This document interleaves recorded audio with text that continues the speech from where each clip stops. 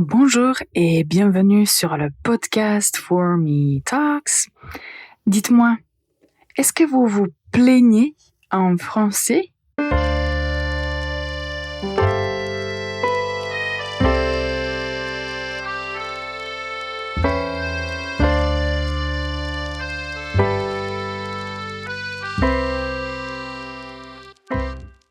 Bonjour et bienvenue sur le podcast For Me Talks, le podcast pour les apprenants de la langue française. Moi, c'est Ivana, je suis prof de français et je suis avec vous pour vous aider à mieux maîtriser la langue française. Aujourd'hui, on va toucher à un sujet qui est plutôt français, disons, et on va apprendre de nouvelles expressions pour savoir comment réagir dans une situation spécifique. Avant de ça, j'aimerais vous donner la faute de la semaine comme d'habitude. Alors, écoutez bien la phrase. Tu te plaignes souvent. Tu te plaignes souvent.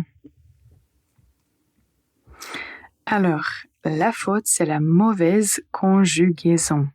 Donc, le verbe se plaindre à l'infinitif. Au pluriel, on va avoir nous nous plaignons, vous vous plaignez.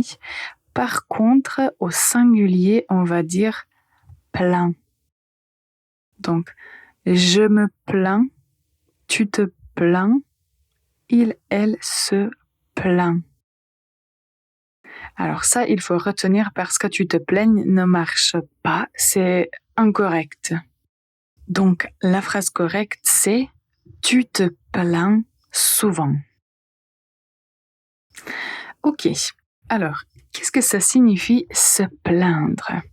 Quand on n'est pas content de quelque chose et on veut le dire à la personne ou à quelqu'un, il faut savoir comment le faire, comment exprimer son mécontentement, mais avec beaucoup de diplomatie. Ça signifie sans être ou sans paraître impoli. Ça peut être difficile parfois parce que d'un côté, se plaindre n'est pas impoli, mais ce qui peut paraître impoli, c'est la façon de le faire. Donc, il faut savoir comment se plaindre juste pour éviter des malentendus. En général, en français, quand on parle, on apprécie souvent les personnes qui restent calmes, polies et qui savent clairement expliquer le problème. Alors aujourd'hui, on va essayer d'apprendre comment se plaindre poliment. Alors, tout d'abord, la première chose qu'on peut faire, c'est commencer par une phrase polie. Donc, vous n'aimez pas quelque chose ou quelque chose vous dérange. Avant de critiquer, il faut préparer le terrain. Donc, vous pouvez dire « excusez-moi » ou « je suis désolée » ou bien « je m'excuse de vous déranger ». J'aurais une petite remarque. Donc, il faut toujours s'excuser parce que ces formules de politesse aident la conversation, aident à ne pas être mal compris. Alors, quand vous avez déjà dit « excusez-moi » ou « désolé de vous déranger », il faut décrire le problème. Alors, quand vous décrivez, vous pouvez dire « il y a un petit problème » ou bien « quelque chose ne fonctionne pas » ou « quelque chose ne marche pas ». Ou bien, vous pouvez dire « je crois qu'il y a eu un malentendu ». Excusez-moi, je crois qu'il y a eu un malentendu. Et donc, comme ça, vous avez préparé le terrain et la personne sait que vous vous plaignez, mais que vous voulez quand même rester poli. Vous pouvez dire aussi « il semble y avoir une erreur ». Ou si vous vous imaginez dans un restaurant, vous avez commandé quelque chose, mais ce n'est pas ce que vous avez commandé. On peut dire « excusez-moi, ce n'est pas ce que j'avais commandé. Il manque » et vous dites « il manque l'entrée » ou quelque chose comme ça. Donc, il faut être poli au début. Une autre façon d'être poli, c'est d'utiliser le conditionnel présent. Pourquoi? Parce que le conditionnel présent adoucit une demande. Donc, la demande est là, mais c'est juste plus poli. Imaginez en fait, vous pouvez voir la différence entre deux phrases. Je veux parler au responsable. Je voudrais parler au responsable. Donc si vous dites je veux parler, vous êtes fâché. En fait, vous donnez presque des ordres. De l'autre côté, si vous dites je voudrais parler au responsable, ça signifie que vous voulez vous plaindre, mais quand même vous gardez votre calme. Ou bien quand vous êtes dans un restaurant, au lieu de dire par exemple donnez-moi un autre café, vous pouvez dire excusez-moi, est-ce que je pourrais avoir un autre café? Est-ce que je pourrais avoir un autre café? Donc, le conditionnel présent aide juste à transmettre le message et avoir l'air calme. Alors maintenant, on va faire une toute petite pause et je vais vous donner quelques expressions utiles. On va voir comment on peut poser une question et proposer une solution et on va voir quelques situations concrètes. Restez avec nous, on revient dans un instant. Envie de faire progresser votre français? Découvrez nos ateliers de conversation. Allez sur fourmilanguages.com et rejoignez notre prochain atelier de conversation. Bonjour et bienvenue encore une fois pour ce nouvel épisode du podcast For Me Talks. Aujourd'hui, on parle des façons de se plaindre en français et comment rester calme et poli quand on se plaint. Nous avons déjà mentionné quelques expressions pour préparer le terrain, pour expliquer ce qui se passe et pour quand même rester poli. Alors, quelques expressions que vous pouvez utiliser dans ces situations. La première, vous pouvez toujours dire « Désolé, je ne comprends pas » ou « Je suis un peu surpris » ou « Je suis un peu surprise ». Ah, je pensais que... Ou bien vous pouvez dire « Je m'attendais à quelque chose d'autre. Je m'attendais à quelque chose. Mais je comprends pas ou je suis un peu déçue. » Ces expressions marchent très bien. Donc, mieux vaut dire je pensais que quelque chose au lieu de dire c'est inadmissible. Si vous entendez quelqu'un dire c'est inadmissible ou c'est horrible, ça signifie que cette personne est vraiment, vraiment fâchée. Alors, quand on veut proposer une solution, ou juste demander comment on peut régler le problème, on propose une solution. On peut dire par exemple, pourriez-vous vérifier?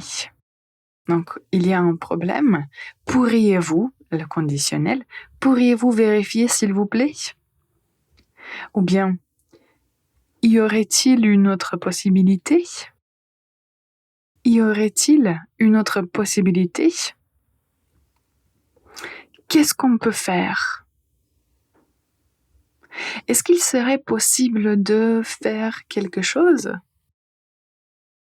Donc, vous voyez, il y a beaucoup de façons comment vous plaindre et juste comment vous vous exprimer, demander ce qu'il vous faut et rester poli. Alors maintenant, je vous donne quelques situations concrètes. Tout d'abord, si vous êtes dans un restaurant et il y a un problème, vous pouvez dire par exemple « Excusez-moi, je crois qu'il y a eu une erreur. J'avais commandé du poulet, pas de la viande rouge. Excusez-moi, je crois qu'il y a eu une erreur. » C'est une excellente phrase pour vous plaindre poliment. Alors, si vous êtes à l'hôtel et vous voulez vous plaindre à la réception, vous allez dire par exemple « Je suis désolée, mais la chambre est très bruyante. Qu'est-ce qu'on peut faire ?» Donc, si vous posez la question, vous cherchez une solution. Donc ça, c'est une bonne chose aussi. Alors, si vous êtes dans un magasin, vous pouvez dire « Excusez-moi de vous déranger, mais cet article semble défectueux. Est-ce que je pourrais le remplacer? » Donc, excusez-moi, cet article semble défectueux. Est-ce que je pourrais le remplacer, s'il vous plaît? Et par exemple, si vous êtes au travail et s'il y a un problème et vous voulez en parler à votre supérieur ou à un collègue, vous pouvez dire « Je voulais vous signaler, je voulais vous dire qu'il y a un petit problème. » Et après, vous expliquez. Donc, se plaindre n'est pas impoli.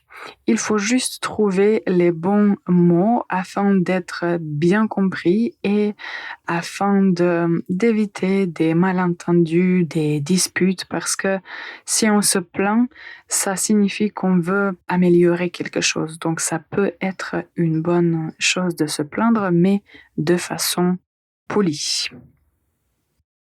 Alors, la dernière chose pour aujourd'hui, c'est le mot insolite. Pour aujourd'hui, j'ai choisi le mot ronchonner. Écoutez les exemples.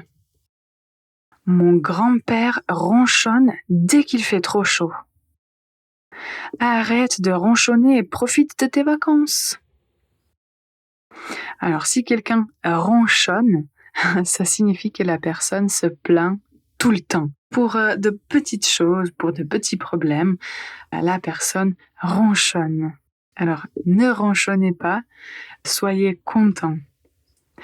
Voilà, alors aujourd'hui, on a parlé des expressions, des situations où vous pouvez exprimer votre mécontentement. Encore une fois, ce n'est pas impoli de se plaindre.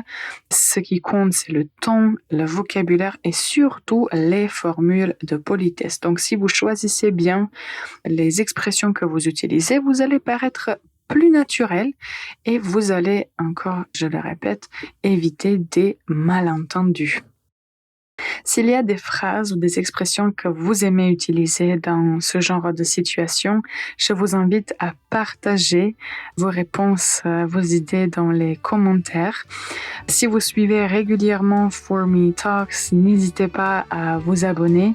Et bien sûr, je vous remercie d'avoir écouté cet épisode jusqu'à la fin et je vous dis à très bientôt.